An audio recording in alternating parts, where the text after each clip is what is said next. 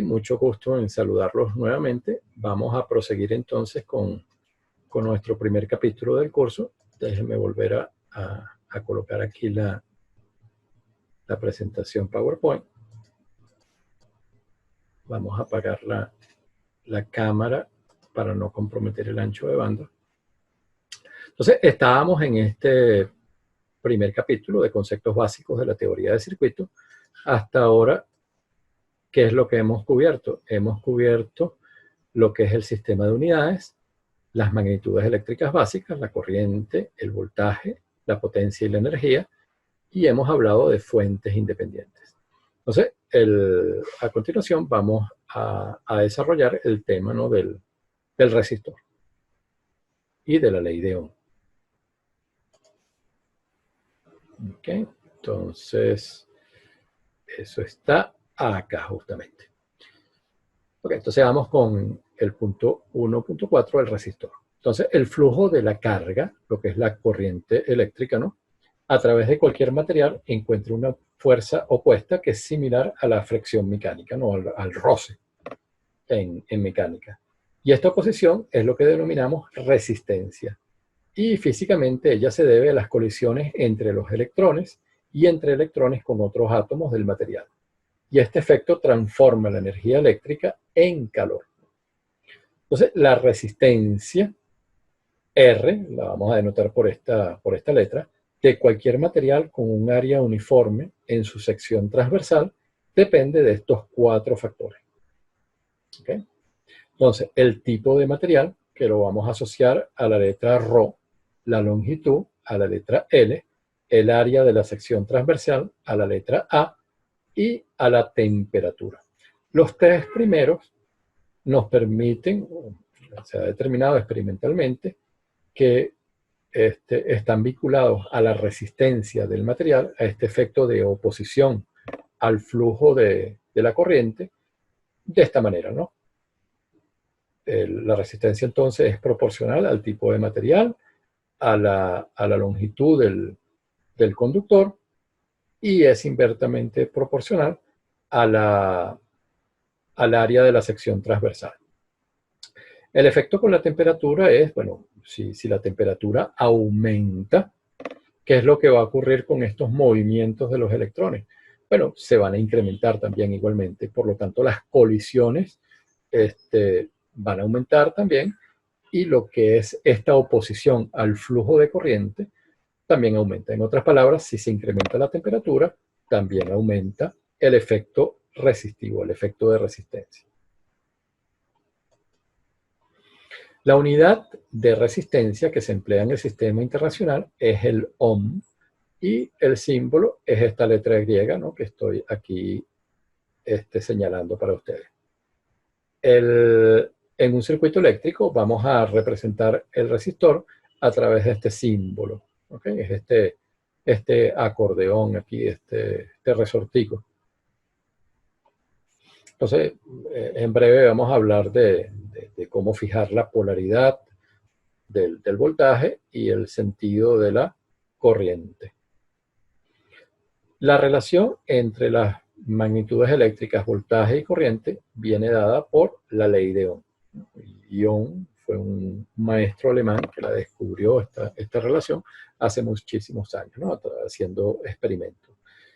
Y encontró que el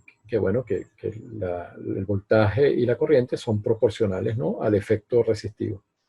Es decir, que si graficamos la relación entre el voltaje acá y la corriente, la relación es lineal, ¿no? Esta es la ecuación de una recta que pasa por el origen. Ahora bien, físicamente, ¿qué es lo que ocurre? Esa relación lineal se da siempre y cuando la corriente no exceda de determinados valores, ¿no?, cuando la corriente fluye en un sentido o cuando fluye en el otro. Si nosotros superamos estas cotas, ya entramos en un comportamiento no lineal, ¿no? O dicho de otra manera, se pierde esta zona lineal de operación. Es por eso que los fabricantes de resistencia nos especifican cuál es su potencia máxima, y de esta manera nosotros sabemos hasta qué punto podemos trabajar con esa resistencia, con ese resistor. ¿ok? Porque el fabricante nos garantiza que él va a trabajar en su zona lineal, en su zona adecuada de operación. Entonces, ¿qué es lo que tenemos hasta ahora?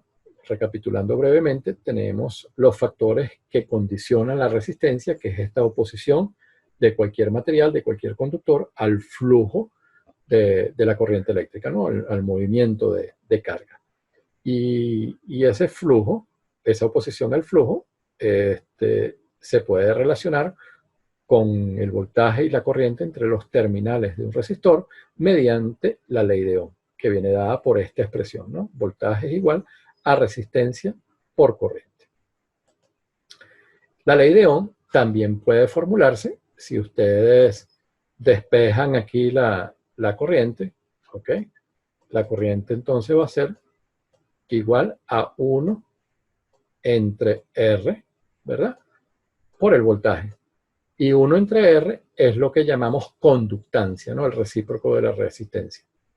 Entonces podemos escribir o I igual a G por B en términos de la conductancia o B igual R por I en términos de la resistencia. Este parámetro conductancia especifica lo contrario que la resistencia, ¿no? Entonces, si la resistencia es grande, la conductancia es pequeña, y si la resistencia es pequeña, la conductancia, ¿ok? El flujo de corriente se va a dar con libertad, ¿no? La conductancia entonces va a ser grande. La unidad que empleamos para la conductancia es el Siemens y su símbolo es la S. En algunos casos hay gente que emplea el mho para indicar que es el inverso, ¿no? de la resistencia. ¿Ok? Pero en el sistema internacional, la unidad es el Siemens y su símbolo, la letra S. La convención para la polaridad y dirección en un resistor. Entonces, la polaridad, si nosotros fijamos la polaridad de esta manera, la corriente entonces va a ir en este sentido porque la corriente va a ir siempre de más a menos, ¿okay? En el sentido de una caída, de una disminución de voltaje. Es decir, estamos utilizando la convención pasiva de potencia. ¿Okay? El resistor está recibiendo potencia, está absorbiendo, está consumiendo. Y esa potencia que es absorbida por el receptor puede calcularse recordando que la potencia es el producto del voltaje por la corriente y utilizando la ley de Ohm. Entonces tenemos dos fórmulas. ¿Okay? Si despejamos I de la ley de Ohm, okay, tenemos aquí el producto de B por I, y despejamos I, que es B entre R, eso nos da el voltaje al cuadrado entre la resistencia, o si despejamos el voltaje de la ley de Ohm, que es R por I, y eso nos va a dar entonces la resistencia por la corriente al cuadrado. Entonces, cualesquiera de estas expresiones nos permite calcular la potencia que absorbe un resistor en un circuito eléctrico. Ok, vamos a considerar aquí dos ejemplos. Empezamos con el que está a la izquierda. Nos dan este circuito donde hay una fuente de alimentación, una fuente DC de 12 voltios y en paralelo, es decir, recibiendo el mismo voltaje, una resistencia de 2 kiloohmios. Y nos piden que determinemos la corriente esta I y la potencia que absorbe el resistor. Entonces, como esta resistencia, este resistor está recibiendo este voltaje de la fuente de alimentación, entonces entre sus terminales también vamos a tener 12 voltios. Entonces, nosotros conocemos el voltaje, conocemos la resistencia, podemos utilizar esta fórmula que vimos en el apartado anterior. La potencia entonces va a ser el voltaje al cuadrado entre la resistencia. Reemplazando por los valores numéricos que nos dan, el resultado entonces va a ser 72 por 10 a la menos 3, o sea, 72 milivatios, o si quieren expresarlo en vatios, 0,072. Y si queremos calcular la corriente que circula por el circuito, utilizamos la ley de Ohm. Va a ser el voltaje, que es 12 voltios, entre la resistencia, que es 2 kiloohmios. Haciéndole cuenta, eso nos da 6 miliamperios. Entonces es un ejemplo muy sencillo de aplicación de las fórmulas que hemos visto hasta ahora. Vamos a considerar el segundo. En el segundo nos piden que determinemos el valor de la resistencia R y este voltaje B que está asociado a la fuente de alimentación, que es una fuente de corriente constante. Entonces, lo que comentábamos en el tema, en el punto de las fuentes ideales, ¿no? de alimentación, las fuentes independientes, que decíamos que en el caso de una fuente de corriente, la corriente es la que especificamos para la fuente, pero el voltaje lo determina el resto del circuito. Entonces, el voltaje hay que calcularlo, no sabemos cuál es. ¿Okay? Sabemos que esta fuente de corriente está entregando al circuito una corriente de 4 miliamperios, una corriente constante. Entonces, esta corriente I es 4 miliamperios y es la corriente que va a atravesar la resistencia, el resistor también. Entonces, con la ecuación de la potencia, la igualamos a R por I al cuadrado porque conocemos la corriente, que es 4 miliamperios, y de aquí despejamos el valor de la resistencia, que va a ser la potencia que es conocida entre la corriente al cuadrado, que es igualmente conocida. Aquí sacando las cuentas, eso da 5 kiloohms. ¿Ok? Y de igual forma, aquí, por la ley de Ohm, podemos calcular el voltaje. ¿Por qué? Bueno, porque el voltaje de la resistencia, como la fuente de corriente y la resistencia están en paralelo, este voltaje de la fuente de corriente va a ser el mismo que tiene la resistencia. Y el que tiene la resistencia es el producto de la resistencia por la corriente, ¿no? Ley de Ohm. Entonces, reemplazando por los valores numéricos, eso da 20 voltios. Okay, entonces, son ejemplos sencillos que nos permiten de alguna manera afianzar estos resultados que hemos venido desarrollando en este punto del resistor, la resistencia y la ley de Ohm. Okay, vamos con el siguiente punto, que es el concepto de circuito abierto y el de cortocircuito, que son importantes porque van a aparecer con frecuencia a lo largo de este curso. Entonces, aquí tenemos un circuito eléctrico, cualquier cosa, y si hay dos terminales que no están conectados entre sí, decimos que estos dos terminales están en circuito abierto.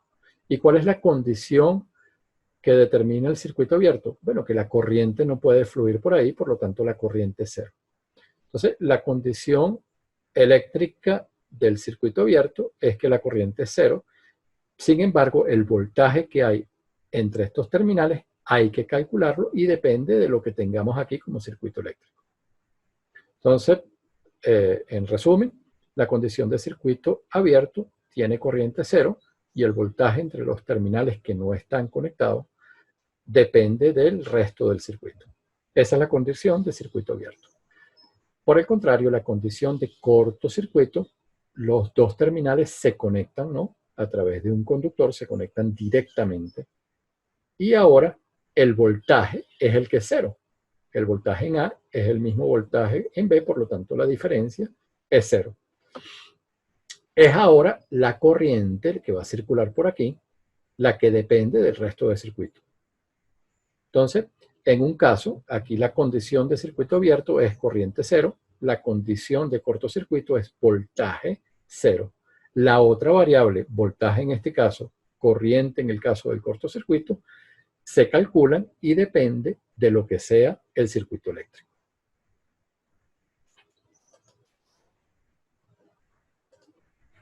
¿Ok? Entonces, muchísimas gracias por su atención. Que tengan un excelente